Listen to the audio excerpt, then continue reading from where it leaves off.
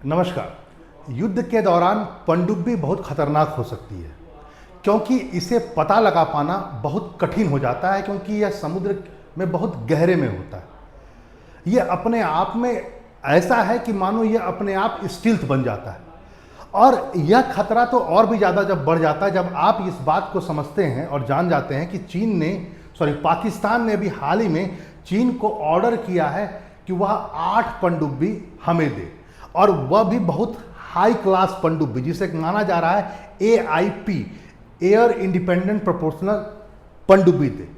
और ये बहुत स्ट्रांग पनडुब्बी है जो पाकिस्तान कैरी कर रहा है। माना जा रहा है कि एक पनडुब्बी पाकिस्तान को मिल चुका है चाइना के द्वारा, बाकी पनडुब्बियां आने वाली है, और इसको डिटेक्ट कर पाना आम पनडुब्बी के मुताबिक और थोड़ा कठिन है। इसके पीछे बहुत बड़ा कारण क्या है कि यह जो होता है, जिस टेक्नोलॉजी से AIP टेक्नोलॉजी से जो लैस पनडुब्बियां होती जो पाकिस्तान को मिल रहा है, वह तो डीजल पनडुब्बी ही है, कोई न्यूक्लियर पनडुब्बी नहीं है। लेकिन सच्चाई यह है कि यह बहुत समय तक, लंबे समय तक पानी में रह सकता है, क्योंकि इसमें कुछ ऐसी चीजें लगी हुई है जिससे एटमॉस्फेरिक ऑक्सीजन लेने की बहुत ज़्यादा जरूरत नहीं पड़ेगी तुरंत डीजल पनडुब्बियों को इसके लिए सतह पर जो आना पड़ता है। इसमें वो टेक्नोलॉजी है कि यह सतह के नीचे रहते हुए ही पानी से ही कहीं ना कहीं ऑक्सीजन को प्राप्त कर लेता है। तो ये अपने आप में बहुत बड़ा बात है। अब इसको जरा समझिए, इस चीज को भी कि पनडुब्बी कितनी हानिकारक हो सकती है। आप 1971 की लड़ाई को जरा समझिए, जिस लड़ाई में हमारा INS कुखरी को उड़ा दिया गया था एक पनडुब्बी के द्वारा, पाकिस्तान की पनडुब्बी के द्वारा, जिसमें कम से कम माना जा सकता है 176 से ऊपर हमारे सैनिक मारे गए थे। दूसरी पॉइंट, पनडुब्बी लड़ाई के दौरान इसलिए भी बहुत ज़्यादा खतरनाक है क्योंकि यह सेकेंड स्ट्राइक कैपेबिलिटी को बढ़ा देता है, खासकर न्यूक्लियर सबमरीन यानी न्यूक्लियर पनडुब्बी, जो खासकर चाइना के पास में है। और आए दिन चाइना के जो पनडुब्बी है हिंद महासागर में प्रवेश कर रहा है, और पाकिस्तान की पनडुब्बी तो भी हाल ही में बे ऑफ बंगाल में भी गई। तो जरा इस बात को समझिए, खासकर चीन की पनडुब्बियों को देखिए, जो न्यूक्लियर पनडुब्बी है वह एटम बम को भी मार सकता है। तो वह सेकेंड स्ट्राइक कैपेबिलिटी को और मजबूत करता है पनडुब्बी। क्योंकि देखो, यदि मान लेते हैं कि आपने पहली बार एटम बम गिरा दिया किसी देश पर, तो आपको लगता होगा अब वह देश के पास कैपेबिलिटी नहीं है कि वह हमें दोबारा से या उसके रिटेलिएट में वह कर सके, क्योंकि आपको लगता है आपने उसकी क्षमता खत्म कर दिया। लेकिन यदि सबमरीन में लगा हो एटम बम यानी न्यूक्लियर सबमरीन में, तो खासकर वह पानी से छोड़ देगा आप पर एटम बम। यानी कोई देश जिसके पास में एटॉमिक सबमरीन हो, वह देश के पास में यह क्षमता हो जाती है कि वह दूसरे देश को डराए कि तुम हम पर एटॉमिक हमला करोगे तो ये भूल जाओ कि हम दोबारा रिटेलिएट नहीं कर सकते हैं, हम तो डूबेंगे सनम, तुमको भी ले डूबेंगे। पानी में तो है, समुद्र में तो है, अंदर छिपा हुआ, वहां से निकलेगा मिसाइल एटम बम वाला। इसलिए सेकेंड स्ट्राइक कैपेबिलिटी को भी कमजोर करना जरूरी है, और इसके लिए आपके पास में ऐसे स्ट्राइक होने चाहिए जो न्यूक्लियर सबमरीन को समाप्त करे, और भारत इसमें आगे बढ़ा है। भारत चाहता है कि दुश्मन देश के जो सबमरीन है, खासकर पाकिस्तान और चाइना के सबमरीन है, उसको कैसे नष्ट किया जाए, क्योंकि भारत ने अच्छा एयर डिफेंस सिस्टम तो बना लिया है, अब भारत अच्छा नेवल डिफेंस सिस्टम बनाना चाहता है, खासकर एंटी सबमरीन वॉर को अच्छा करने के लिए। और इसी के लिए माना जा रहा है कि भारत चाहता है यूरो ड्रोन का नेवल वर्जन। यूरो ड्रोन जो है वो बेसिकली बना रहा है एयरबस, जो एक यूरोपियन कंपनी है, आपको पता होगा, वो और जापान की कावासाकी कंपनी, ये दोनों मिल करके बनाने जा रही है यूरो ड्रोन का एक मरीन वर्जन। और वाजिब बात है, यह जो वर्जन होगा, जो यूरो ड्रोन का होगा, यह बहुत ज़्यादा हाईली टेक्निकली साउंड होगा, और दूसरा पॉइंट है ये एक्सपर्टीज होगा इन एंटी सबमरीन वॉरफेयर।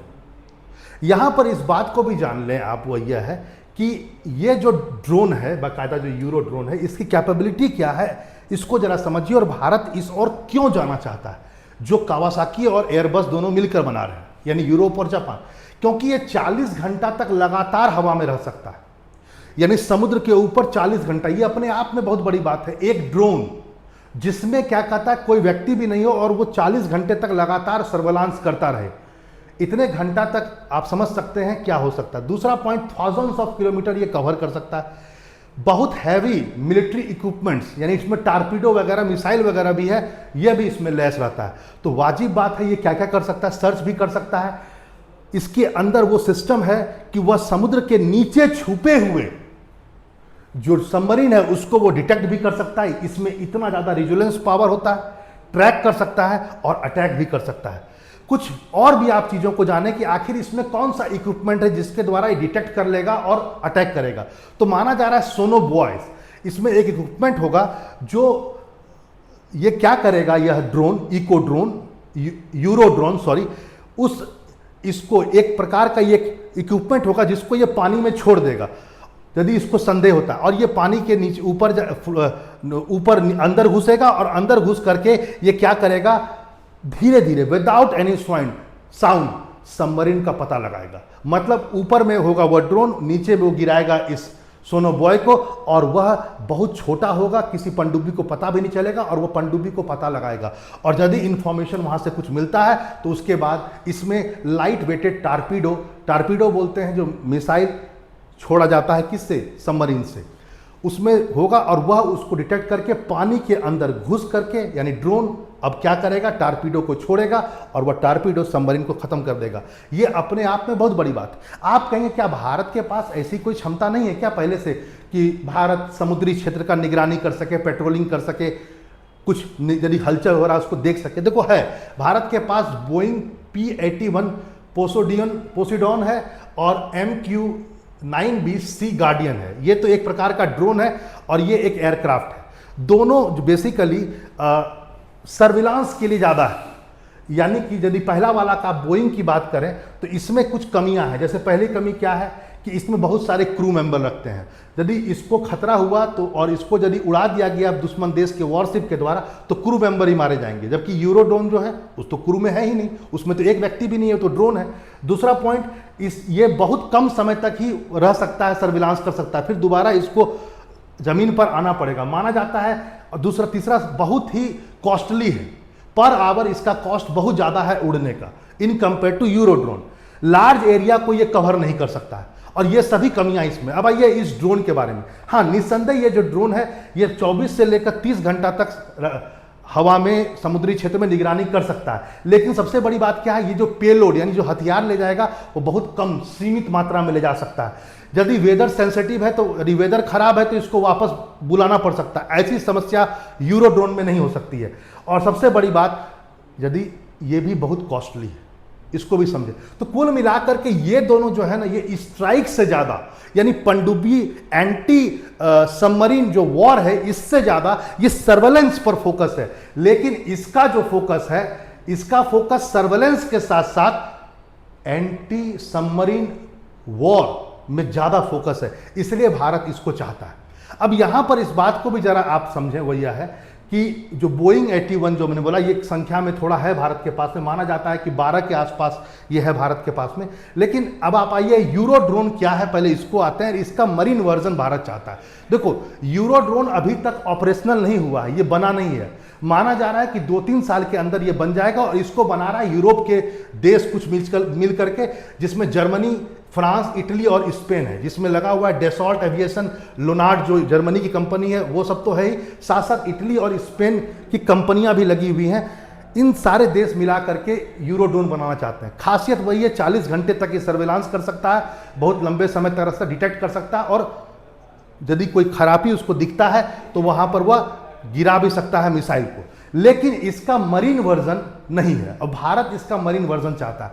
इसका मरीन वर्जन जो है, यानी कि इसका जो नेवल वर्जन है, ये डेसॉल्ट एविएशन एयरबस जो है वह इसके साथ मिल करके, किसके साथ मिल करके, कावासाकी जापान के साथ मिल करके अलग से बना रही है।